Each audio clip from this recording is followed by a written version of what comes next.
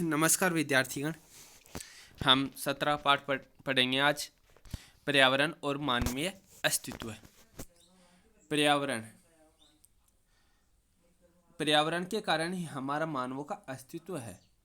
यानी पृथ्वी पर जितने भी जीव जंतु हैं, मनुष्य हैं, सभी का जीवन किस कारण है? पर्यावरण के कारण। पर्यावरण के अंतर्गत हमारे पेड़ पौधे आते हैं। तो यदि पेड़ पौधे नहीं होंगे तो हमें ऑक्सीजन गैस नहीं मिलेगी, जो अपनी प्राणवायु होती है वो हमें नहीं मिल पाएगी। और ऐसे में फिर मानवीय अस्तित्व भी क्या हो जाएगा? खतरे में पड़ जाएगा। यदि ऑक्सीजन गैस नहीं मिली तो इस पृथ्वी पर न तो जीव जंतु रहेंगे और न ही मानवों का अस्तित्व रहेगा। तो हमारे जीवन में पर्यावरण का महत्व बहुत ही ज़्यादा है। पर्यावरण प्रदूषण, लेखक ने इसमें क्या बताया है? पर्यावरण प्रदूषण आज भारत ही नहीं पूरे विश्व की प्रमुख समस्या है। कि भारत की समस्या नहीं है ये पूरे विश्व की समस्या हो गई।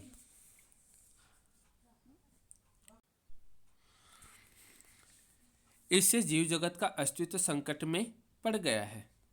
जीव जगत है, जो जगत क्या होता है? संसार। संसार में जो जीव होते हैं उनका भी अस्तित्व संकट में पड़ गया है।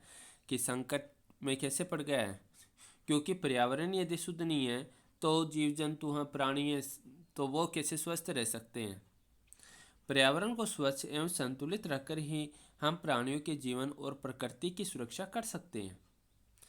पर्यावरण को स्वच्छ और संतुलित रखकर ही हम प्राणियों के जीवन और प्रकृति की सुरक्षा कर सकते हैं।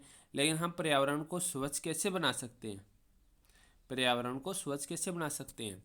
तो पर्यावरण को स्वच्छ बनाने के लिए हमें जो भी कचरा होता है वो हमें कचरा पात्र में डालना है, यानी उचित जगह पर ही डालना है।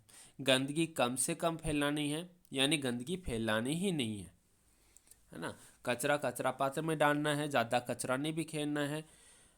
तो इस प्रकार से हम पर्यावरण को संतुलित बना सकते हैं।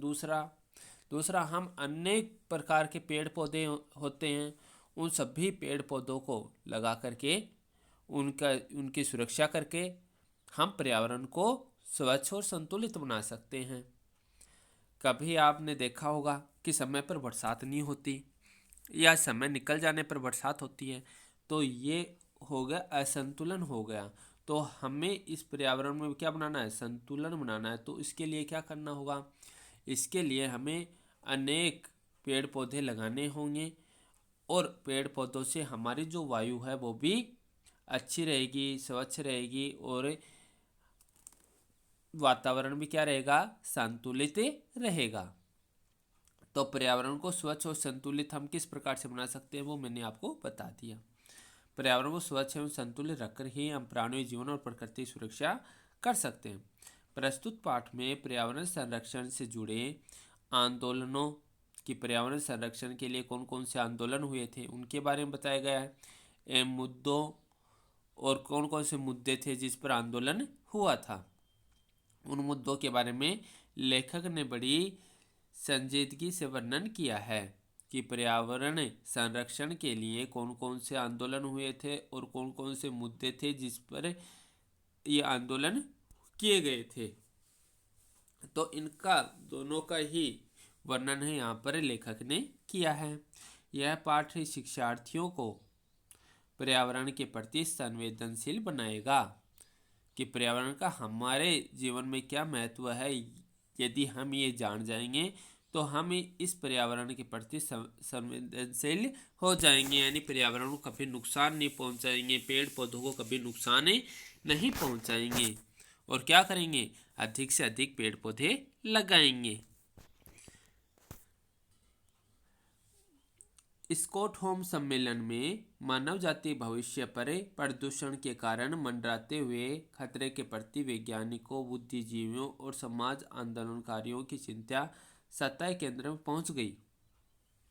यानी एक सम्मेलन हुआ था, कहाँ? स्टॉकहोम। तो उस सम्मेलन में मानव जाति का जो भविष्य है ना, उसके बारे में लोग चिंतित होने लगे क्योंकि प्रदूषण बढ़ रहा है। किस कारण से बढ़ रहा है ये आप सबको पता है। कि जितने भी वाहन चल रहे हैं उन वाहनों से जो धुआं निकलता है उसके कारण भी प्रदूषण बढ़ रहा है। वैसे ही वनों की अंधाधुंध कटाई हो रही है, उसके कारण भी प्रदूषण बढ़ रहा है, क्योंकि पेड़ पौधे होते हैं ना, वो हमारी प्रकृति को स्वच्छ और निर्मल बनाते हैं। तो उनकी अंधाधुंध कटाई होने लग गई तो उससे ही प्रदूषण बढ़ने लग गया।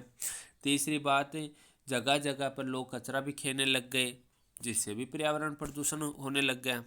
तो ये पर्यावरण प्रदूषण के कारण है। तो इस पर्यावरण प्रदूषण का कारण जब देखा कि मानव जाति में पड़ रहा है तो ये एक खतरा हो गया। खतरा क्या हो गया कि ऐसे में मानव जाति का कोई अस्तित्व ही नहीं रहेगा। भाई जीव, जब पर्यावरण ही संतुलित नहीं रहेगा, जब शुद्ध नहीं रहेगा तो व्यक्ति स्वस्थ कैसे रह सकते हैं? मानव है, जीव हैं, इनका जीवन कैसे संभव हो पाएगा? तो इसके लिए वैज्ञानिकों, बुद्धिजीवियों और समाज आंदोलनकारियों की चिंता सत्ता केंद्र में पहुंच गई। कहने का मतलब है, इस बात पर वैज्ञानिक हैं, बुद्धिजीवी हैं और समाज आंदोलनकारी हैं ना, वो इन बातों को लेकर चिंतित होने लग गए और धीरे धीरे यही चिंता सत्ता केंद्र में चली गई। सत्ता का केंद्र मतलब क्या हो गया? राजनीति के अंतर्गत। पर्यावरण संरक्षण, संरक्षण का अर्थ क्या होता है? पर्यावरण को बचाना, संरक्षण कहलाता है ना। तो पर्यावरण संरक्षण का मुद्दा सड़क से लेकर राजमहल तक चर्चा का विषय बन गया कि लोग सड़क पर चलते हैं, सड़क पर चलते हुए केले खाते हैं और छिलका फेंक देते हैं, ऐसे ही करते हैं ना। तो ऐसे में वो छिलका कहाँ है? सड़क पर गिर गया, तो वो कचरा ही तो है। ऐसे में लोग क्या करते हैं? कहीं जाते रहते हैं, पैदल जा रहे हैं और इधर उधर थूकते जा रहे हैं, क्या वो गंदगी तो फैल रही है। तो इस प्रकार से लोग सड़क पर कचरा फेंकते हैं, तो ये भी एक चर्चा विषय है। प्रदूषण और प्रकृति विनाश को रोकने के लिए उत्साही समूह सरकारी कानूनों की चिंता न करे इसके खिलाफ सीधी कार्रवाई करने लगे। क्या हुआ कि प्रदूषण और प्रकृति का तो विनाश तो हो ही रहा था, तो उसको रोकना था। तो उसके रोकने के लिए क्या किया? उत्साही समूह कौन सा समूह है? जो इसे पर्यावरण प्रदूषण को रोकना चाहता था, वही उत्साही समूह है। सरकारी कानूनों की चिंता न कर, कि सरकारी कानून क्या है उसकी चिंता न करके इसके खिलाफ सीधी कार्रवाई करने लगे। कहने का तात्पर्य है कि जो लोग प्रकृति को नुकसान पहुंचा रहे थे, पर्यावरण को नुकसान पहुंचा रहे थे, उन लोगों ने सरकारी कानूनों की चिंता नहीं की और खुद ही सीधी कार्रवाई करने में लग गए कि हम रोकेंगे। सरकार नहीं रोकती है, कानून नहीं रोकता है पर्यावरण प्रदूषण को, तो हम रोकेंगे पर्यावरण को प्रदूषित होने से। तो वो सीधी कार्रवाई करने लग गए। यहाँ पर लेखक ने बताया कि जब मैं जून 1982 में पहली बार स्टॉकहोम गया तो मेरे मित्र इवो इलिस्टी मुझे उस स्थान पर ले गए जहाँ भूमिगत रेलवे स्टेशन पर जाने के लिए मार्ग बनाने हेतु एक विशाल वृक्ष काटा जाने वाला था।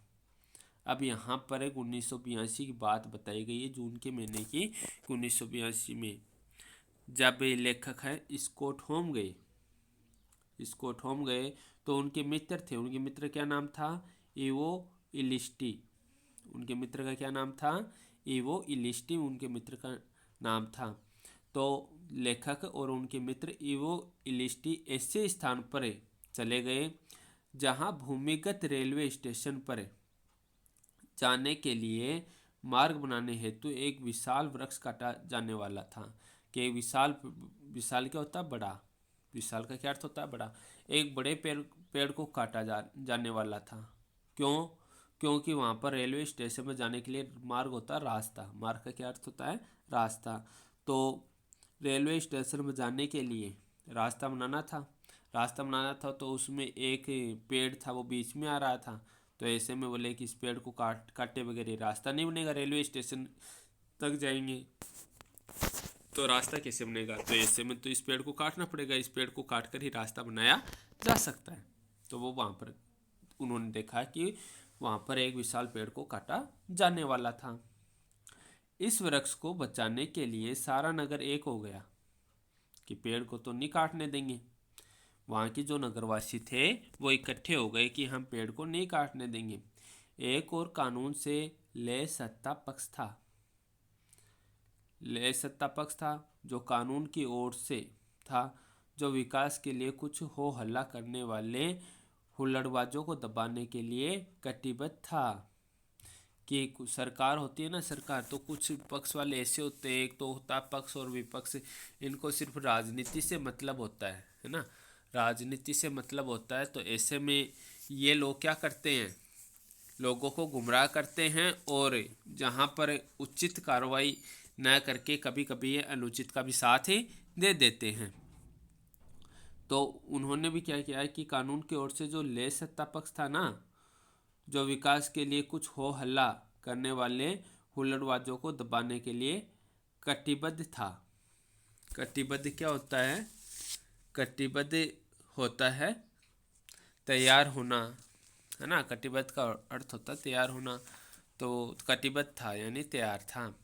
नागरिक मोर्चे में अवकाश प्राप्त सेनाध्यक्ष, उस नागरिक मोर्चे में कौन थे, अवकाश प्राप्त।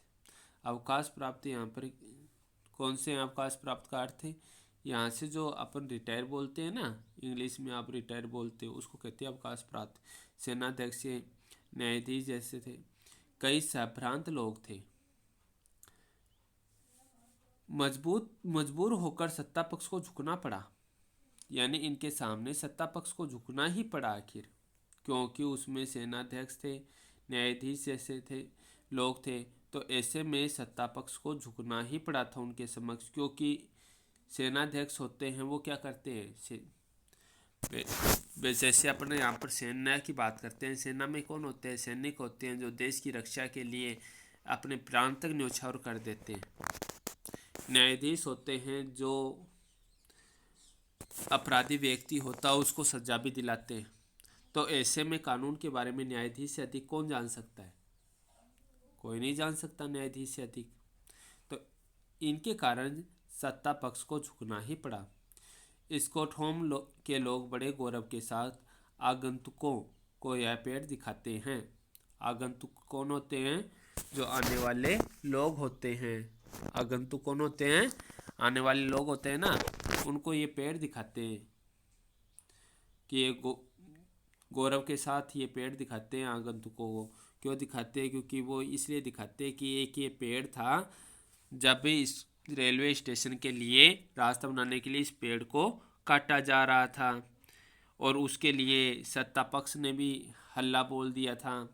ऐसे में सेनाध्यक्ष और न्यायाधीश जैसे संभ्रांत लोग थे और मजबूर होकर उनको सत्ता पक्ष के आगे झुकना, तो उनके आगे मजबूर होकर सत्ता पक्ष को झुकना ही पड़ा। यह उनकी विजय का प्रतीक है कि इस पेड़ को काटने नहीं दिया, ये उनकी विजय का ही प्रतीक है। गौरव गाथा के इतिहास का एक स्वर्णिम पृष्ठ है। उनकी यह विजय स्टॉकहोम में पहला विश्व सम्मेलन बुलाने का कारण बनी। अब सबसे पहली बात ये आती है इसमें कि स्टॉकहोम में जो पहला विश्व सम्मेलन कब बुलाया गया, कब बुलाया गया। यहाँ पर एक प्रश्न आता है कि स्टॉकहोम में पहला विश्व सम्मेलन कब बुलाया गया। स्टॉकहोम में पहला विश्व सम्मेलन कब बुलाया गया, जब रेलवे मार्ग के लिए एक पेड़ को काटा जाने वाला था, लेकिन लोगों ने इसका विरोध करना शुरू किया, वहाँ के नगरवासियों ने इसका विरोध करना शुरू कर दिया, तो इस पेड़ को नहीं काटा गया। और इसी बात को लोगों तक पहुंचाने के लिए, यानी पर्यावरण संरक्षण की बात लोगों को बताने के लिए यहाँ पर स्टॉकहोम में पहला विश्व सम्मेलन बुलाना पड़ा। विश्व का दूसरा देश जर्मनी है। विश्व का दूसरा देश कौन सा है, जर्मनी। यानी कहने का मतलब यहाँ पर दूसरे, ये तो थी स्टॉकहोम की बात, अब कौन से देश की बात की जा रही है, जर्मनी देश की बातें की जा रही है, जिसने पर्यावरण के मुद्दों को लेकर कई जन आंदोलन किए। यहाँ पर जर्मनी की बात अब लेखक बताने जा रहे हैं। यहाँ पर भी पर्यावरण से संबंधित कई मुद्दे हुए थे जिनके अंतर्गत जन आंदोलन किए गए थे। जंगल काटकर सड़क बनाने, अब जंगल को काट कर क्या बनाई जा रही थी, सड़क बनाई जा रही थी। हवाई अड्डे का विस्तार करने, जंगल काट कर सड़क बनाई जा रही है, हवाई अड्डा बनाया जा रहा है, आदि के विरोध में सरकार को आंदोलनकारियों का सामना करना पड़ा। कि सरकार चाहती है कि सड़क बनाई जाए, हवाई अड्डे बनाए जाएं, लेकिन जनता क्या चाहती है, जनता तो पर्यावरण की सुरक्षा चाहती है। तो ऐसे में सरकार को आंदोलनकारियों का सामना करना पड़ा। फ्रैंकफर्ट में विश्व के सबसे महत्वपूर्ण हवाई अड्डे का अमेरिकी दबाव में सरकार विस्तार करना चाहती थी, है ना। फ्रैंकफर्ट की बात आ रही है यहाँ पर। फ्रैंकफर्ट कहाँ पर है, जर्मनी में। विश्व में सबसे महत्वपूर्ण हवाई अड्डा था जो अमेरिकी दबाव में सरकार विस्तार करना चाहती थी। सारा विश्वविद्यालय ही विरोध में खड़ा हो गया। विद्यार्थी निर्माण स्तर पर डट गए। विद्यार्थी रुक गए थे कि हम यहाँ पर निर्माण नहीं होने देंगे, जंगल को काटने नहीं देंगे। ये देखो, विद्यार्थी भी सामने आ गए विरोध करने के लिए कि हम जंगल को काटने नहीं देंगे। सारा विश्वविद्यालय विरोध में हो गया था और विद्यार्थी आ गए थे, हम जंगल को नहीं काटने देंगे। बर्लिन में, बर्लिन कहाँ है, जर्मनी में ही है। बर्लिन में सरकार समुद्र तट को जोड़ने वाली एक सड़क बनाना चाहती थी। अब यहाँ पर एक सड़क बनानी चाहती थी जो समुद्र तट को जोड़ती हो, परंतु इससे सघन वन नष्ट हो रहा था। जो सघन क्या होता है, घना घना जो जंगल होता है वो नष्ट हो रहा था सड़क बनाने के कारण।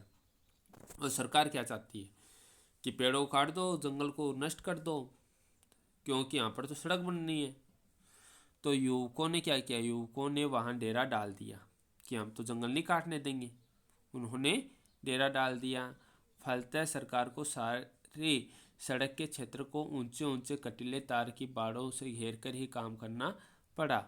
फिर सरकार को तो सड़क बनानी थी, लेकिन अब उन्होंने, जो युवा आगे आ गए थे, जो विद्यार्थी आगे आ गए थे, उनके कारण सरकार को झुकना ही पड़ा। और सरकार ने क्या किया, सरकार ने सारे सड़क के क्षेत्र को ऊंचे ऊंचे कटीले तार की बाड़ों से घेर लिया और उसको कंटीले तारों से बाड़ों से घेर कर फिर ऊपर से सड़क बनानी पड़ी। पेड़ों की कटाई के सवाल को लेकर तो कोलंबिया, संयुक्त राज्य अमेरिका के पश्चिम भाग और मलेशिया में कई स्थानों पर आंदोलन हुए। तो इसमें आपसे पूछा जाता है कि जब फ्रैंकफर्ट में हवाई अड्डे का निर्माण किया जाना था तो उसका विरोध किसने किया, तो उसका विरोध किसने किया, विश्वविद्यालय ने पे पढ़ने वाले जो विद्यार्थी थे उन्होंने इसका विरोध किया। दूसरा क्वेश्चन यहाँ पर यह पूछा जा सकता है कि बर्लिन में जब सरकार समुद्र तट को जोड़ने वाली एक सड़क बनाना चाहती थी तो उस समय इसका विरोध किसने किया, तो युवकों ने इसका विरोध किया। कैसे किया, युवकों ने वहाँ डेरा डाल दिया और सरकार को क्या करना पड़ा, डेरा डालने के कारण सरकार को सारी सड़क के क्षेत्र को ऊंचे ऊंचे कटीले तार की बाड़ों से घेर कर ही यह काम करना पड़ा। यहाँ पर बात आ रही, यहाँ पर जर्मनी की बात आ रही थी। इसके अलावा और कौन कौन देशों में पर्यावरण को लेकर के आंदोलन हुए, तो इसमें ध्यान में रखना, कोलंबिया, संयुक्त राज्य अमेरिका के पश्चिम भाग और मलेशिया में भी कई स्थानों पर आंदोलन हुए थे। पर्यावरण की रक्षा के लिए ग्रीन पीस जैसे जुझारू दल का प्रादुर्भाव पर्यावरण रक्षा के आंदोलन में एक ऐतिहासिक घटना है। यानी पर्यावरण की बात की जा रही है, यहाँ पर पर्यावरण का संरक्षण करना हमारा कर्तव्य है। तो ऐसे में पर्यावरण रक्षा के लिए ग्रीन पीस एक व्यक्ति, ग्रीन पीस एक दल है। ग्रीन पीस क्या है, एक दल है। जैसे जुझारू दल का प्रादुर्भाव होता है उदय होना, प्रादुर्भाव का क्या अर्थ होता है, उदय होना या अस्तित्व में आना। तो एक दल उभर करके आया, उस दल का नाम लिख दिया ग्रीन पीस। एक दल है, व्यक्तियों का समूह है, उसका नाम रख दिया ग्रीन पीस उस दल का। तो वह सामने आ गया, पर्यावरण रक्षा के आंदोलन में एक ऐतिहासिक घटना है। करो या मरो जैसे जुझारू दल ने सहारक सामग्री ले जाने वाले जहाज़ों तक का पीछा किया। संहारक क्या होती है, सामग्री कौन सी होती है, ये एक नाम है यहाँ पर। संहारक सामग्री कौन सी होती है? वो सामग्री जिससे पेड़ पौधों को काटा जाता है, यानी जंगलों को साफ किया जाता है। जंगलों में जितने पेड़ पौधे हैं सबको एक साथ काट दिया जाता है। उस सामग्री को संहारक सामग्री कहा जाता है, जिसमें आपने सुना होगा कुल्हाड़ी वगैरह होती है ना, तो वो संहारक सामग्री के अंतर्गत आती है।